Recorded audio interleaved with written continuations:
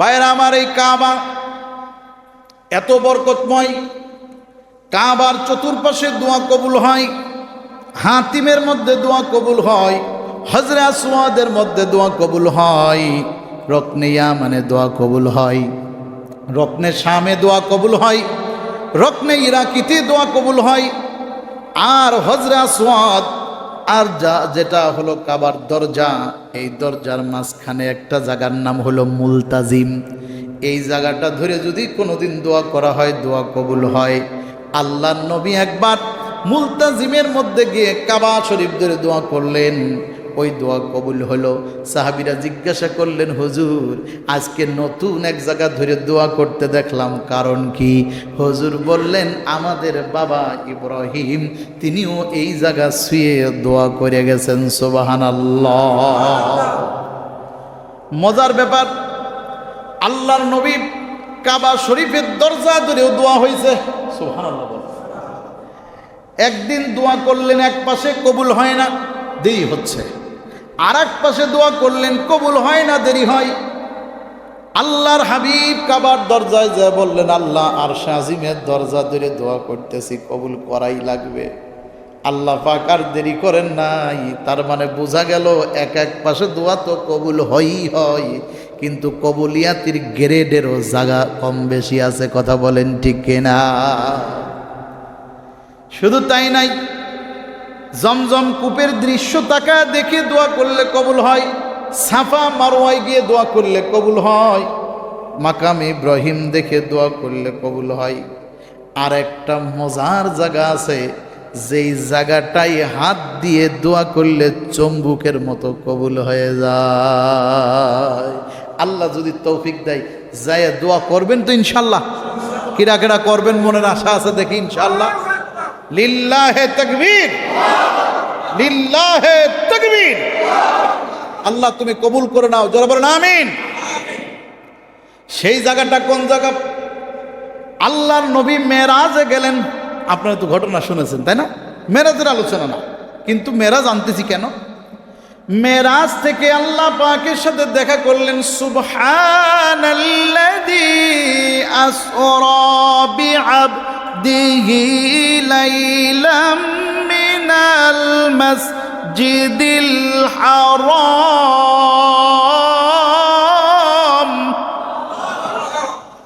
লাইলাম মিনাল মাসজিদিল হারাম ইলাল মাসজিদিল আকসা। আল্লাহু আকবার। আল্লাহর রাসূলকে আল্লাহ পাক মসজিদে হারাম থেকে মসজিদে আকসা পর্যন্ত নিয়েছেন। মক্কার বাইতুল্লাহ থেকে জেরুজালেমের মসজিদে আকসা, আর একটু আগে বললাম মসজিদে ওই যে চার আসমান আছে মামুর, এ সব বাইতুল্লাহ, আল্লাহর ঘর। সবগুলো কি? বাইতুল্লাহ, আল্লাহর ঘর। এখন নবীজিকে আল্লাহ পাক আসমান জমিন সব মহা মর্ম তথ্য দেখায়া ঘুরাইয়া আল্লাহর নবীকে আল্লাহ পাক 5 ওয়াক্ত নামাজ দিলেন শেষ পর্যন্ত। কয় ওয়াক্ত? আর নামাজ পড়তে কি লাগে? অজু লাগে। বলেন কি লাগে? অজু লাগে। আল্লাহর নবী সাল্লাল্লাহু আলাইহি ওয়াসাল্লাম 5 ওয়াক্ত নামাজ নিয়ে, রোজা নিয়ে, কান্দে করে বস্তা ভরিয়া রহমত বরকত নিয়ে সব চলে এলেন মক্কায়। আপনারা এই ওয়াজটাও শুনেছেন, ওই যে রাসূল সাল্লাল্লাহু আলাইহি ওয়াসাল্লাম মেরাজ করে সকালবেলা যখন কাবার দরবারে বসে আছেন, কাবা শরীফের প্রাঙ্গণে, তখন আবু জেহেল সবার আগে এসে বলল, মুহাম্মদ প্রতিদিন তো কিছু না কিছু কও, আজকে একটু কিছু বলো, কিছু আছে তথ্য? আবু জেহেলকে দেখে আল্লাহ রসুল বললেন, চাচা আজকেই তো তথ্য আছে, আসেন। আবু জেহেল মুহাম্মদ সাল্লাল্লাহু আলাইহি ওয়াসাল্লামের কাছে গিয়ে বসলেন, বলে, মুহাম্মদ কিছু আছে বলো। বললেন, চাচা রাতের বেলায় 2 জন ফেরেশতা আসছিলেন, জিবরাইল আলাইহিস সালাম সহ, আমাকে নিয়ে অজু করায়া, নামাজ পড়ায়া, বুড়াকে চড়ায়া মক্কা থেকে জেরুজালেমের মসজিদে নিয়ে ওখানে আবার নামাজ পড়ায়া, নবীদের ইমামতি করায়া, সেখান থেকে প্রথম আসমান, দ্বিতীয় আসমান, তৃতীয় আসমান, চতুর্থ, পঞ্চম, ষষ্ঠ, সপ্তম সিদরাতুল মুনতাহা পাড়ি দিয়ে আল্লাহর সব নিয়ামতগুলি যেগুলো দেখাইছেন সব দেখে আমি এই মাত্র এসে এখানে বসলাম। এই কথা বলার পরে আবু জেহেলের মাথা গেছে খারাপ হয়ে। মুহাম্মদ তুমি যা যা বললে এই কথা কি আমি সবার কাছে গিয়ে বলবো? বলে চাচা আমার তো আর মাইক ডেকোরেশন টোন নাই যে আমি একটু প্রচার করব, আপনি যান বলেন গে। সবার আগে ছুটে চলেছে আবু বকরের বাড়িতে। দেখে যে আবু বকর কেবলমাত্র জামা কাপড় গায়ে দিয়া পরিষ্কার পরিচ্ছন্ন ওই রসুলের সাথে দেখা করার জন্য গেটের মধ্যে বের হচ্ছেন। যে বলে আবু বকর হাঁপায়া পড়ছে, শুনছো? বলে কি? ভাই মুহাম্মদ সাল্লাল্লাহু আলাইহি ওয়াসাল্লাম এই বলতেছে, এইদিকে বিশ্বাস করা যায়?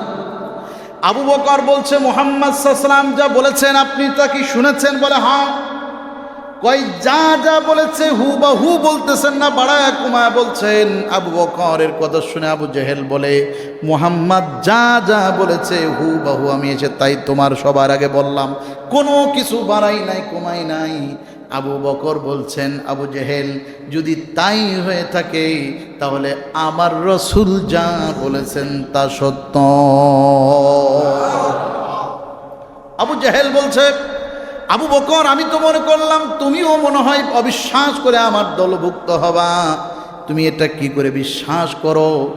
এক রাতে জেরুজালেমে চলে যাওয়া যেখানে কয়েকদিন সফর করা লাগে, এক রাতের মধ্যে আল্লাহর আরশ আজিম পর্যন্ত ঘুরে আসা। আবু জেহেলের এই কথা শুনে হযরতে আবু বকর তার প্রতি উত্তরে বলছেন আবু জেহেল তুমি বুঝো নাই, তুমি যা বলতেছো তা রসুল করে এসেছেন, তা দেখে এসে বললেন তাই আমি বিশ্বাস করলাম। আসলে এটা না, নবীজি তো এই দিন দেখে এসে বলেছেন। আর এতদিন নবীজি জান্নাত জাহান্নাম না দেখে বলতেন, আল্লাহর খবর পেয়ে বলতেন, জিব্রাইলের কথা শুনে বলতেন। না দেখা জিনিসের উপরে যদি আবু বকর ঈমান আনতে পারে, রসুল যেটা দুই নয়নে দেখছেন তাতে কোনো সন্দেহ না। আল্লাহর হাবিবের দিকে আবু বকর দৌড় দিলেন, হুজুর তাহলে আমাদের একটু বলেন কি কি দেখে আসলেন? আবু জেহেলের বলতে পারবেন, আমাদের পারবেন না। আবু বকর দৌড়াচ্ছেন, রসুলের দরবারে পৌঁছাচ্ছেন। এমন সময় আল্লাহ সুবহানাহু ওয়া তাআলা রসুলকে বললেন আপনার দরবারে একজন সম্মানিত সিদ্দিক আকবর আসতেছে। আল্লাহু আকবার। হুজুর যে লোকটা আসতেছে এই লোকটা সাধারণ কোনো লোক না, এ হলো পৃথিবীর সব বিশ্বাসীদের হেড। সুবহানাল্লাহ বলেন। ইনি হলেন সিদ্দিক আকবর। সিদ্দিক সাধারণ নাম দিয়েছে সিদ্দিক, অভ্যাস হলো মিথ্যা বলা। সাধারণ নাম দিয়েছে সিদ্দিক, আল্লাহর সে বিশ্বাস করে না। সাধারণ নাম দিয়েছে সিদ্দিক, নামাজের আজান দিলে সে নামাজে আসে না। কিন্তু এই সিদ্দিক সেই সিদ্দিক যে আজানের আগে নামাজে ঢুকতেন। এই সিদ্দিক সেই সিদ্দিক যে ব্যক্তি রসুলের সহচর্যের জন্য পৃথিবী ত্যাগ করে দিয়েছেন। এই সিদ্দিক সেই সিদ্দিক যিনি গোটা পৃথিবীর সব কিছুকে কথা শোনার সাথে সাথে বিশ্বাস করে ফেলেছেন। জোরে বলেন আল্লাহু আকবার। এই সিদ্দিক সেই সিদ্দিক যিনি রসুলুল্লাহর মেরাজের প্রথম সত্যায়ন দিয়েছেন। জোরে বলেন আল্লাহু আকবার। কি সাধারণ সিদ্দিক? হযরতে রাসূল পাক সাল্লাল্লাহু আলাইহি ওয়াসাল্লাম মূলত বসেছিলেন, তার কারণটা আমি মূলত বলার জন্য এত দূর ঘুরে আসলাম। নবীজি ওখানে বসে আছেন জিবরাইল আলাইহিস সালাতু ওয়াস সালামের সাথে সাক্ষাৎ করার জন্য। সাক্ষাৎটা কি? হযরতে জিবরিল আমিন আল্লাহর নবী বসে আছেন, আল্লাহ তো আমারে বস্তা বইরে সব দিয়ে দিয়েছে, কিন্তু কোনটা কোন প্যাসে আটতে হবে, কোনটা কোনভাবে ঘুরাইতে হবে আমি তো জানি না। নামাজ দিচ্ছেন 5 ওয়াক্ত, কেমনে পড়ে, কোন সময় পড়বো, একবারেই সবগুলো ওষুধ খেয়ে ফেলবো না, সকাল দুপুর রাত আছে, কোনটা বুঝলাম না। এখন এই প্রেসক্রিপশনটা নিয়ে আসলাম। ওষুধের দোকানদারের কাছে গেলে উনি আবার ওষুধ কাইটিয়ে বুঝিয়ে দেয়। কথা বলেন ঠিক না বে ঠিক? এখন আরো সহজ হয়ে গেছে, অনলাইনে কিছু কি পাওয়া যায়, বক্স পাওয়া যায়, সকাল দুপুর রাত লেখা আছে বক্সে 3টা ফোল্ডার। আপনি যে ওষুধ সকালে খাবেন সকালের ফোল্ডারে লিখে দেন, দুপুরের ওষুধ যেটা খাবেন দুপুরের ফোল্ডারে রেখে দেন, রাতের ওষুধ রাতের ফোল্ডারে রাখেন। তাহলে যারা একটু কম বোঝে বা মনে থাকে না তাদের আরো সহজ হবে, টান দিলেই বের হবে। কথা বলেন ঠিক কিনা? আল্লাহর নবী বসে আছেন, আমি তো আল্লাহর কাছ থেকে 5 ওয়াক্ত নামাজ নিয়ে আসলাম, তাহলে এই নামাজ এই সালাত কেমনে পড়বো? আমি তো এইটা নিয়ে আসিনি, কোন সময় পড়বো? 5 ওয়াক্ত কি একবারেই পড়িয়ে দেবো, না কোনো আলাদা আলাদা সময় আছে? কিন্তু ওই সময় যা সবার আগে দেখা করছে কেডা? আবু জাহাল সবার আগে দেখা করছে। ঘটনা চক্রান্তে নবী বসে রয়েছেন এইটার অপেক্ষায়। আল্লাহর নবী সকাল থেকে দুপুর পর্যন্ত বসে আছেন। কোন পর্যন্ত? মেশকাত শরীফের সহিহ বর্ণনার হাদিস এসেছে, হযরত আব্দুল্লাহ ইবনে আব্বাস রাদিয়াল্লাহু তাআলা আনহু থেকে বর্ণনা এসেছে, তিনি বলেন আল্লাহর নবী বলছেন, জীবনের প্রথম যেদিন আমার নামাজ শিক্ষা দেওয়া হয়, কাবা শরীফের দরজা, এই দরজা থেকে সামান্য একটু বামে ডানের দিকে তাকালেই মাত্র 5-6 ফিট সামনে একটা উঁচু জায়গা আছে, ওই জায়গাটার নাম হলো মাকামা ইব্রাহিম। এই জায়গাটার নাম কি? মাকামে ইব্রাহিম। এই মাকামে ইব্রাহিমের সামনে কাবার দিকে, কাবার দরজা একটু ডাইনে নিচে, একদম সোজা নিচে, হযরতে জিবরিল আমিন, আমি বসে আছি, জিবরিল আমিন আমার সাথে সাক্ষাৎ করলেন। তখন সূর্যটা মাথার উপর থেকে আস্তে করে ঢুলে গেল।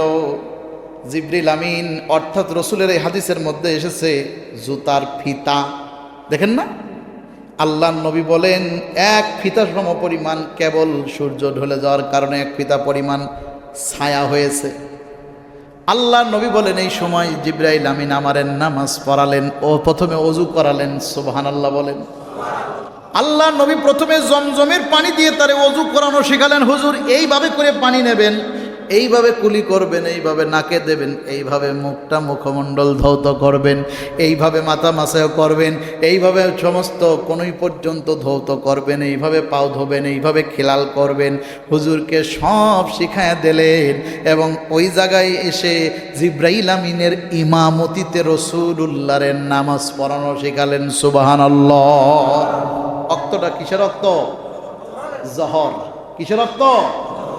এটা একটা প্রকাশিত একটা ওয়াক্ত জহর।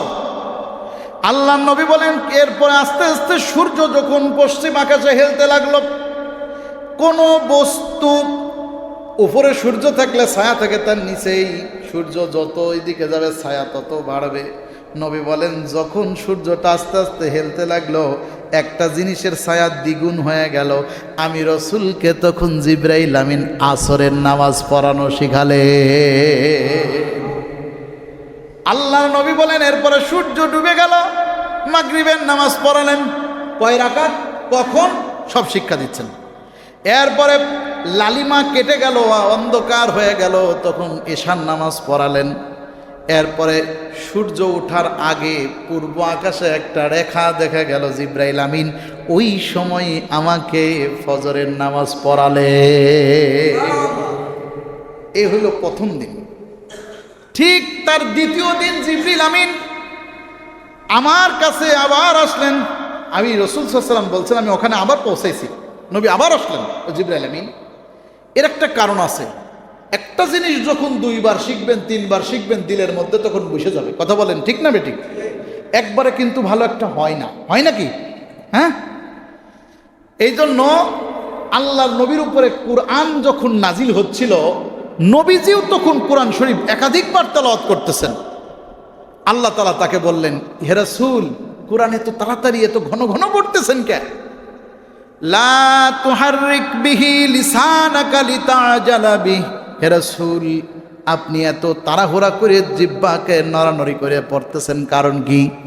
নবী বললেন, আল্লাহ আমি যদি ভুলে যাই। আল্লাহ বললেন, ইন্না জামা'না কুরআন, নিশ্চয় আমি জামা'না, আমি জমা করে দেব কুরআন আপনার কলবের মধ্যে, আপনার দিলের মধ্যে। কোনো টেনশন করেন না, আপনি এত তাড়াহুড়া করে পড়ার দরকার নেই। নবী সাল্লাল্লাহু আলাইহি ওয়াসাল্লাম আবার পরের দিন জোহরের আগেই এসে বসে আছেন, যে আমার যদি ওই জিনিসটা আবার শিখাইতো, আমার ভিতরে বসে যেত। হযরতে জিবরাইল আমিন সেই দিন আইসা প্রথম দিন পড়াইছে, সূর্য যখন ঢলে গেছে একটা ফিতা মতো। এটা হাদিস বর্ণনা করেছেন সাহাবীদের থেকে, হাদিস এসেছে, বলছেন আরেকটু যখন ফিতা একগুণই তখনই পড়াইছে, ঠিক যখন আসর যখন দ্বিগুণ হয়ে গেল তখন পড়াইছে, ঠিক মাগরিব আসরটা আরেকটু বেশি হয়ে গেল, এক গুণের চেয়ে একটু বেশি। মাগরিবটা অন্ধকার হওয়ার আগেই পড়ালেন, এশাটা আরেকটু পর পড়ালেন রাতের 1/3 যে। কয় তৃতীয়াংশে যে? 1/3, যখন রাতের 1/3 ভাগ এশা পড়াইছে। আর ফজর পড়াইছে সামনে পূর্বের দিকে প্রায় আভা ছড়িয়ে দেবে ভাব। জিবরাইল আমিনকে বললেন, হুজুর সাল্লাল্লাহু আলাইহি ওয়াসাল্লাম দুই রকম হইল কেন? গতকাল আর আজকে মেলে না তো? জিবরাইল আমিন বললেন, ইয়া রাসূলুল্লাহ, হে ইয়া হাবিবাল্লাহ, পূর্বের নবীদের আমলে আল্লাহ পাক তাদেরও নামাজটা এইভাবেই পড়তে দিয়েছিলেন। সুবহানাল্লাহ। হুজুর বললেন, তাহলে আমি কোনটা করব? বললেন, হুজুর এই জায়গায় দুইটা জিনিস। প্রথম, এক নম্বর হলো নামাজের প্রথম ওয়াক্ত, প্রত্যেকটা নামাজেরই ওয়াক্ত আছে। জোহরের শুরু আছে, শেষ আছে, আসরের শুরু আছে, শেষ আছে, মাগরিবের শুরু আছে, শেষ আছে, ইশার শুরু আছে, শেষ আছে, এরপরে ফজরের শুরু আছে, শেষ আছে। আপনারা 2 দিনে শিখালাম কোন নামাজের ওয়াক্ত শুরু কোনটা, শেষ কোনটা। হুজুর ঈশান নামাজ রাতের 1/3 পর্যন্ত আপনি পড়তে পারবেন, তবে আপনার জন্য উত্তম হলো এই দুইটার মধ্যবর্তী হওয়া। জোরে বলেন সুবহানাল্লাহ। আপনি এই দুটার মাঝামাঝি করবেন। সুবহানাল্লাহ। জিবরাইল আলাইহিস সালাতু ওয়াস সালাম যেই জায়গা ওনারে সিজদা দিয়ে নামাজ পড়া শিখাইছেন, এই সিজদার জায়গাটা 811 বছর আগে খলিফা মনসুরের আমলে উনি পৃথিবীর শ্রেষ্ঠতম ওনার দরবারে এসেছিল কিছু পাথর, যেই পাথরগুলো গোটা পৃথিবীতে বিরল, আর পাওয়া যায় না। এরকম 8টা টুকরা পাথর এনে ওই সময় যারা সৌদিতে ক্ষমতাসীন ছিলেন তাদেরকে গিফট করেছিলেন যে এটা কাবার কোনো একটা জায়গায় লাগান বা ভালো লাগবে, খুব দামি পাথর।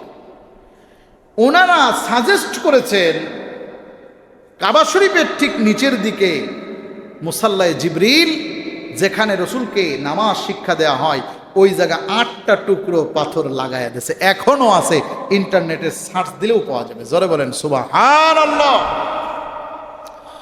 শুধু তাই নয়, আল্লাহ পাক রব্বুল আলামিন গোটা কাবাটাকে, গোটা কাবা কেন্দ্রিক যা কিছু আছে এত বরকতময় করেছেন। আপনার যদি তাওয়াফ করতে ভালো লাগে করলেন, আপনার যদি সাই করতে ভালো লাগতেছে করেন, আপনার যদি তা না ভালো লাগে, আল্লাহর হাবিব বলেন তুমি যদি দাঁড়াইয়া বইসা কিংবা যে কোনোভাবে কাবার দিকে নজর করতে পারো, আল্লাহ পাক তোমারে সওয়াব দিতে থাকবে।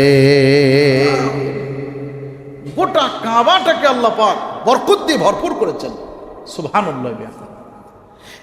এই তো কিছুদিন হলো বাঙালিরা সহ কিছু লোক কিছু চাষাবাদের ব্যবস্থা করতেছে, তাতে সফলও হচ্ছে। বাকি মক্কা মদিনায় মরুভূমিতে কোনো চাষবাস তেমন একটা ছিলই না বললে চলে। কিন্তু ইব্রাহিম আলাইহিস সালাতু ওয়াস সালামের দোয়ায় অনেকে আমরা রাগ করে বলি যে সৌদি আরবওয়ালারা যদি হজ ব্যবসা বন্ধ হয়ে যায় খাবে নাকি? আসলে বিষয়টা এরকম না। বিষয়টা হলো আল্লাহর নবী ইব্রাহিম আলাইহিস সালামের দোয়া। সুবহানাল্লাহ বলবেন না? আল্লাহ কবুল করেছেন। তাদের খাদ্যের কোনো কষ্ট আল্লাহ দেবে না, তবে অভাব যে হবে না তাও না। এমন কিছু সময় গেছে তারাও অভাবে পড়েছে, কিন্তু আল্লাহর রসুলের দোয়া, আল্লাহর নবীর দোয়ার ইশারা কি জানেন? এখানে কোনো ফসল হয় না, দূর থেকে এখানে আল্লাহ খাদ্য এনে এদের মুখে তুলে দেবে। এটা হলো দোয়া। জোরে বলেন সুবহানাল্লাহ। চিন্তা করেন, আমাদের খাবার আছে, মাঠে খাদ্য হয়, তবুও অভাব হয় কি হয় না? এই তো কিছুদিন আগেও মানুষ অভাবের তাড়নায় ভুঁড়ো খাইছে, অভাবের তাড়নায় ভাঙা চালের ভাত খাইছে, অভাবের তাড়নায় না খেয়ে থেকেছে, অভাবের তাড়নায় পরের বাড়ি কাজ করেছে শুধু 2 মুঠ ভাত খাবে বিধায়, অভাবের তাড়নায় নিজের ছেলেকে আর এক বাড়ি হাইলো লাগাইয়া দিয়েছে, অভাবের তাড়নায় মানুষ কষ্টের তাড়নায় আত্মহত্যা করেও মরে গেছে, অভাবের তাড়নায় মানুষ কি করে সেটাও করেছে। ওই অমুক জেলা থেকে ছাতি ছাড়তে জেলায় আসছে, এমন ইতিহাস বাংলাদেশে কি ভুলে গেছে নাকি? আজ না আপনি ভালো কিছু পাচ্ছেন, অভাব হয় না? কি বলেন, অভাব হয় না? খাদ্য স্বয়ং সম্পূর্ণ দেশ, তারপরেও অভাব হয় না? মাটি একটুখানি ফাঁকা করে ওর মধ্যে একটা লাউ গাছের বীজ দিয়ে দেবেন, 3 দিন পরে দেখবেন যে 1-2 পাতা এরকম করে ছড়ায় উঠেছে। 4 দিন পরে 6টা 8টা 10টা পাতা আস্তে আস্তে হইতে যে জাংলা, ওর ভিতরে দেখবেন অনেকগুলি আল্লাহর নিয়ামত ঝুলতেছে। সুবহানাল্লাহ। কাবা শরীফে আল্লাহ সুবহানাহু ওয়া তাআলা এ যাবৎকালে কাবা শরীফ পানিতে অনেকবার ডুবে গেছে, এই ইতিহাস আছে। অনেকবার পানিতে ডুবে গেছে, অনেকবার আগুন ধরে গেছে, অনেকবার কাবা শরীফে ডাকাতি এবং চুরি করা হয়েছে। ইতিহাস পড়ে পড়ে জানতেছি, এই যে 811 বছর আগে যে বাদামি কালারের, পিঙ্ক কালারের যে পাথরটা দিলেন খলিফা মনসুর, এই পাথরটা একবার চুরি হয়ে গেল। খুব দামি পাথর তো। মক্কাতে একজন লোক মারা গেল, মারা যাওয়ার পরে তার স্থাবর অস্থাবর কত সম্পদ আছে, এই সম্পদ একজন আলেম গণনা করে তার সন্তানদের মধ্যে বন্টন করে দেবে বিচারক। তার স্থাবর অস্থাবর সম্পদ বের করার পরে দেখা গেল এই 8 টুকরো পাথর। জিজ্ঞাসা করলো, এই পাথরগুলি কার? বলে, আমরা জানি না, আমার বাবা রেখে গেছে তাই। তখন মদিনার শাসক ওইগুলো তাদের কাছ থেকে সিজ করে নিলেন, বলেন এটা তোমার বাবারও না, তোমারও না, এটা হলো কাবার সাথে লাগানো ছিল, চুরি হয়ে গেছে। তার মানে একজন মৃত ব্যক্তির ছেড়ে যাওয়া, রেখে যাওয়া সম্পদ থেকে উদ্ধার হয়। এমনকি হজরে আসওয়াদ আমরা দেখি, এই হজরে আসওয়াদটা পর্যন্ত ক্ষতিগ্রস্ত হয়েছে, চুরি হয়েছে, বা কিছু দেশের লোক লুণ্ঠনও করে নিয়ে গেছে। ইতিহাস আছে, সত্য ইতিহাস। আমরা যে একটা রৌপ্যের একটা ব্যারিকেডের মধ্যে বা চারপাশে রৌপ্য দিয়ে বাধাই করা, ওর মধ্যে এতটুকু ঠিক আঘাত যত বড়, এই রকম এরকম নিচে একটু মানে কি প্লেটের মতো একটু ভিতরে একটু ডিপ আছে। এই পাথরটা হলো হজরুল আসওয়াদ। এই হজরি আসওয়াদ পুরাটা না, এটা একসময় ছিল পুরা, এখন পুরাটা না। এখন কতটুকু? এখন হলো হজরে আসওয়াদের ভিতরে খেজুর যতটুকু, দেখেছেন খেজুর? দেখেন নাই? খেজুর আমি নিজে কয়েকবার হাত দিয়ে দেখেছি, নিজে কয়েকবার চুমু খেয়েছি, নিজে কয়েকবার একদম কাছে যেয়ে পিছনের যত ঠেলায় আসুক আমি ধরিয়ে ভালো করে দেখছি। ওই জায়গা খুব টাফ ব্যাপার। তো এই খেজুরগুলি 3-4টা খেজুর রাখলে পারে একটা প্লেটের উপর যতটুকু হয়, হজরে আসওয়াদ এখন অতটুকু। এটা খেয়াল করে দিতে হবে, বুঝেছেন কথা? কাবা শরীফে আল্লাহ সুবহানাহু ওয়া তাআলা কালের বিবর্তনে নানান রকমের ঘটনা ঘটাইছে। তবে একটা মহা বরকতময় একটা তথ্য দেখলাম। হযরতে আলী রাদিয়াল্লাহু তাআলা আনহুর নাম শোনেন না আপনারা? আল্লাহর নবীর সাথে কাবা শরীফে 3 জন মানুষ প্রথম জামাতে নামাজ পড়েছেন, তার মধ্যে একজন হলেন হযরতে আলী রাদিয়াল্লাহু তাআলা। সুবহানাল্লাহ বলেন। নবীর পিছনে উনি নামাজ পড়েছেন, নবীর নামাজ দেখে উনি নামাজ পড়েছেন। মজার ব্যাপার, আলী রাদিয়াল্লাহু তাআলা আনহু পুরুষদের মধ্যে রসুলের পর সবার প্রথম বাচ্চাদের মধ্যে 9 বছরের শিশু, 9 বছরের সন্তান, তিনি ঈমান এনেছেন। সুবহানাল্লাহ বলেন। হযরতে আলী রাদিয়াল্লাহু তাআলার আব্বার নাম আব্দুল মুত্তালিব, নাম শুনেছেন? হ্যাঁ, আবু তালেব। নাম কি? আবু তালেব। এই রাসূল সাল্লাল্লাহু আলাইহি ওয়াসাল্লামের চাচা আবু তালেব, দাদা আব্দুল মুত্তালিব। নবীরও যে দাদা, আলীরও সেই দাদা। হযরত আলী রাদিয়াল্লাহু তাআলা আব্বার নাম আবু তালেব, মার নাম ফাতেমা। নাম কি? এদিকে স্ত্রীর নাম কি? ফাতেমা। ফাতেমার নামটা মক্কাতে একটা প্রসিদ্ধ নাম ছিল। এমনকি এই ফাতেমা উনি ছিলেন একত্ববাদ, আল্লাহর প্রতি বিশ্বাসী। সুবহানাল্লাহ বলেন। আজকে পলাশবাড়িতে 52 ফিট উচ্চতা বিশাল মূর্তি তৈরি হচ্ছে না? দেখেছেন? এত বড় পবিত্র কাবা ঘরের প্রাঙ্গণে মূর্তি বসাই ফেলছিল কাফেররা। কথা বলেন ঠিক কিনা? হবল, লাত, উজ্জা, মানাত কোথায় ছিল? কাবা প্রাঙ্গণে ছিল। এমনকি কাবা ঘরের ভিতরে 360টা মূর্তি ছিল। আল্লাহর নবী খুব কষ্ট করতেন ইবাদতের জন্য। আল্লাহর হাবিব মক্কি জীবনে পারেন নাই, মদিনায় চলে গেছেন। মদিনা থেকে ফিরে মক্কায় এসেছেন, ফাতে মক্কা হয়ে গেছে। আল্লাহর রাসূল সাল্লাল্লাহু আলাইহি ওয়াসাল্লাম বললেন, ভিতরে যে ময়লাগুলি আছে সব বের করে পরিষ্কার করে ধুয়ে ফেলো, আজকে সব নাপাক পবিত্র হচ্ছে। আর হযরতে বেলালকে বললেন, উপরে উঠে আজান দিয়ে দাও। জোরে বলুন আল্লাহু আকবার। শাহজালালের পুণ্যভূমিতে এমন নাপাক উঠতে দেওয়া যায় না। কথা বলেন ঠিক না বেঠিক? তাতে যদি লং মার্চ করতে হয় আমরা প্রস্তুত আছি। কথা বলেন ঠিক কিনা? প্রস্তুত আছেন তো ইনশাআল্লাহ?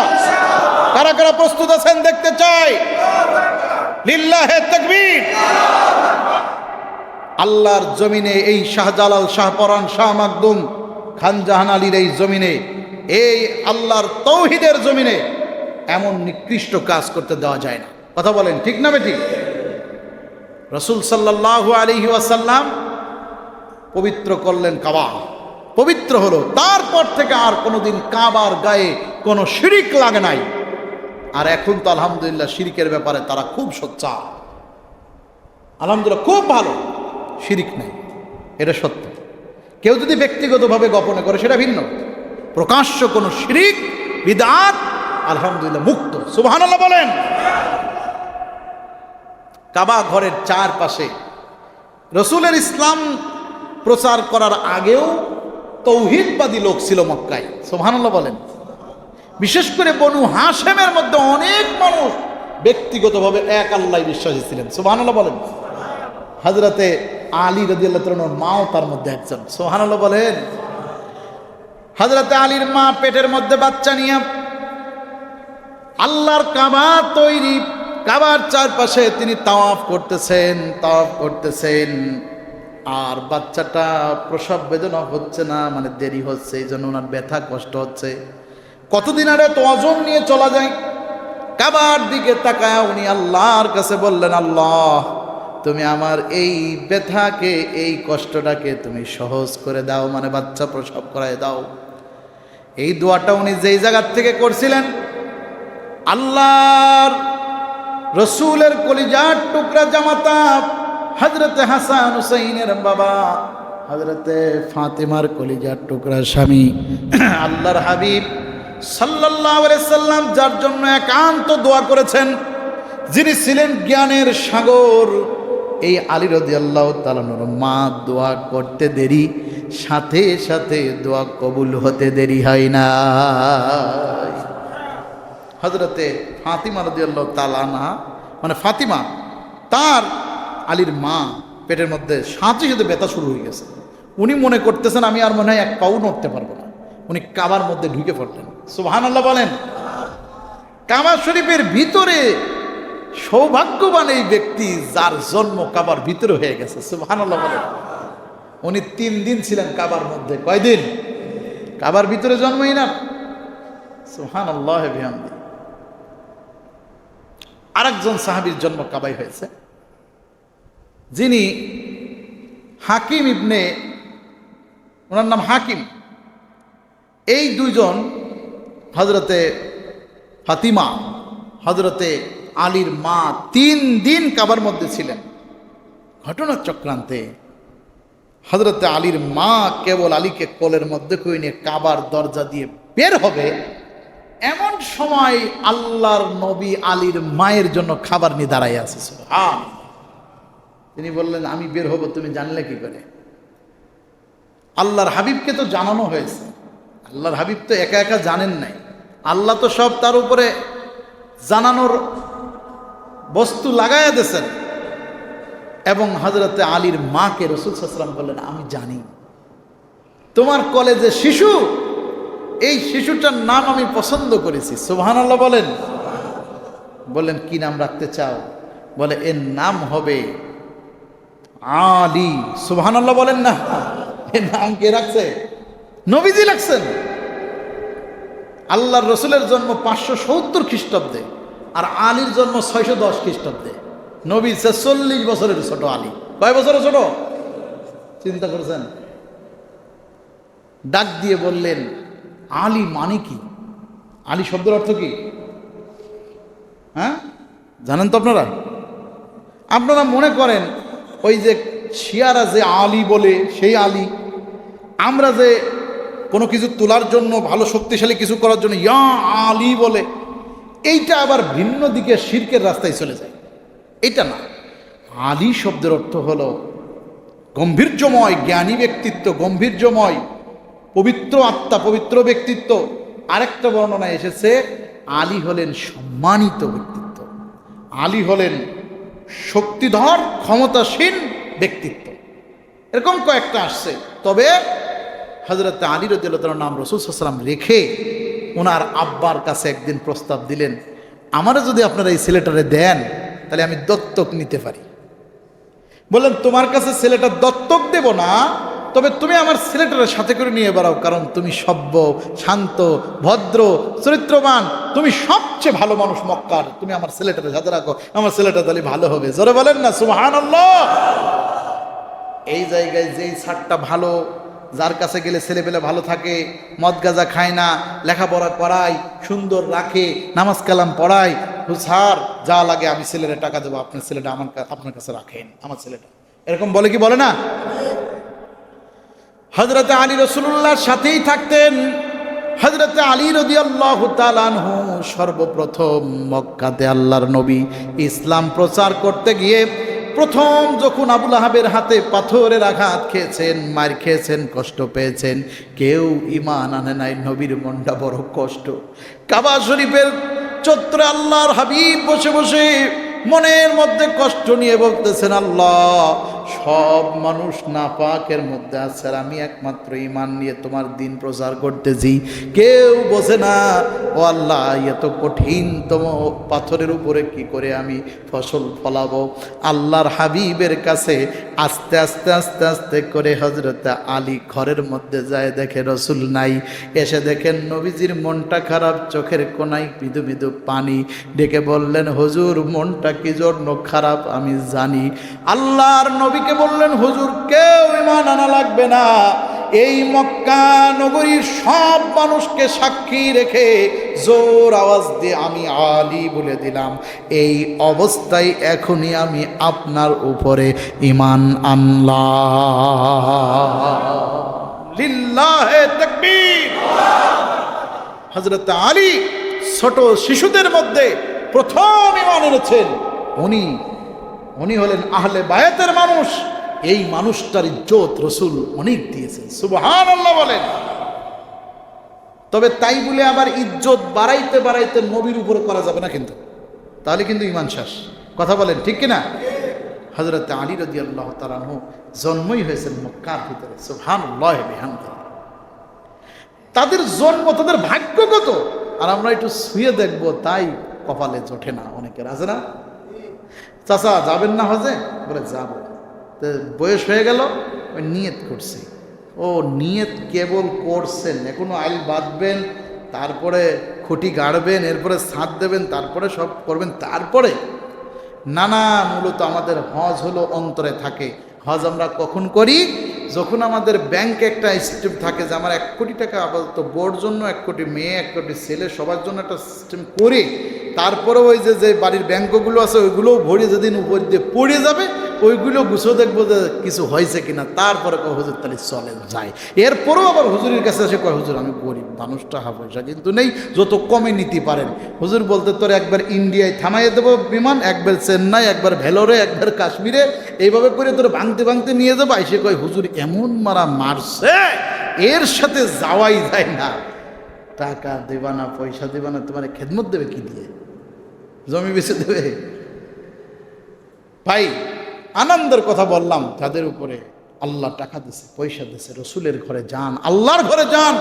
এত নিয়ামত বলার কারণ হলো রসুলের কাছে যান, আল্লাহর কাছে যান, আল্লাহর ঘরের কাছে যান, ধরে আসেন একদম কাছ থেকে ইসলাম কোথা থেকে উদ্ভাবিত হয়েছে, আবির্ভাব হয়েছে, ইসলামের মূল কেন্দ্রবিন্দু গুড়া কোথায় দেখে আসেন, জীবন ঘুরে যাবে, জীবন আরো তৃপ্তি বেড়ে যাবে। জোরে বলেন সুবহানাল্লাহ। আল্লাহ তাআলা আমাদেরকে নবীজি এবং আল্লাহর এই কেন্দ্রবিন্দুটুকু ভালো করে ধারণ করার তৌফিক দান করুক, বলেন আমিন। ভাই কাবায় যদি কিছু টাকা পয়সা চাওয়া হয় যে কাবা শরীফ পুনরায় করা হবে, তাহলে পৃথিবী থেকে একটা, আমার মনে হয় একটা পরামর্শ আসবে, কোনো পাথর টাথর দিয়ে করার দরকার নাই। পৃথিবীর সবচেয়ে দামি বস্তুর নাম হীরা, নাইলে সোনা। তা আপনারা এই হীরার টুকরো দিয়ে, স্বর্ণের টুকরো দিয়ে কাবা শরীফ করেন।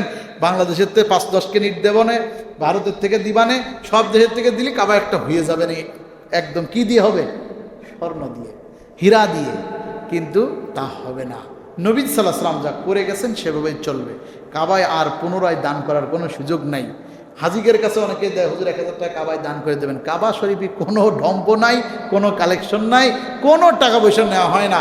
গত কয়েকদিন আগে পরে দেখলাম শুধুমাত্র মসজিদে নববীতে প্রতিদিন 1.5 কোটি টাকার উপরে শুধু কারেন্ট বিল আসে। কয় টাকা প্রতিদিন? কারণ মসজিদ নববীর ভিতরে কোনো ফ্যান নেই, বিশাল উঁচু মসজিদ নববী, পুরাটা এসি। কোথার থেকে আসে? 7 কিলোমিটার দূরে মাটির নিচে দিয়ে এসে এসি ওখানে ওঠে। চিন্তা করেছেন?